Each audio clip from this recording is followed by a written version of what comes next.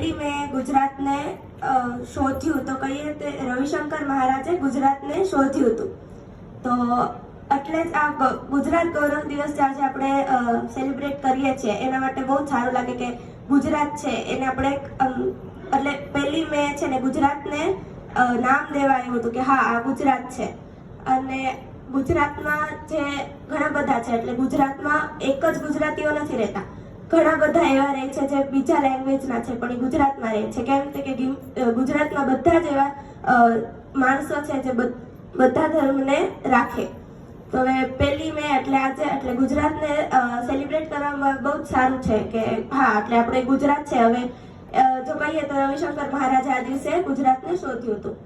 તો અને એના માટે છે ને એક કવિતા પણ છે, જય જય ગરવી ગુજરાત, હે પ્રભુ તે તો વિશ્વ બનાવ્યું ને એમાં સરચ્યું હિન્દુસ્તાન, તેમાં પણ ગુર્જર નગરી જ્યાં જન્મ થયો મારો, ધન્ય ધરા ગરવી ગુજરાત. તો ગુજરાત માટે એક કહીએ ને તો ગુજરાતમાં બધા જ ધર્મ રહે અને ગુજરાતમાં જે મજા છે ને એ ક્યાંય ન આવે. પછી ગુજરાતના કોઈ પણ પ્રખ્યાતની કહીએ કે પછી કોઈ પણ વસ્તુની કહીએ પણ ગુજરાતમાં જે મજા આવે ને ક્યાંય ન આવે. અને એ જ કે ગુજરાતમાં જે પ્રખ્યાત વસ્તુઓ છે એની મજા લેવી હોય ને તો ખાલી ગુજરાતમાં આવીએ. પછી રાજકોટ, અમદાવાદ આના જેવી જે શહેરો છે મોટા મોટા એની મજા લેવી હોય તો ગુજરાતમાં આવવું જ પડે. જય જય ગરવી ગુજરાત.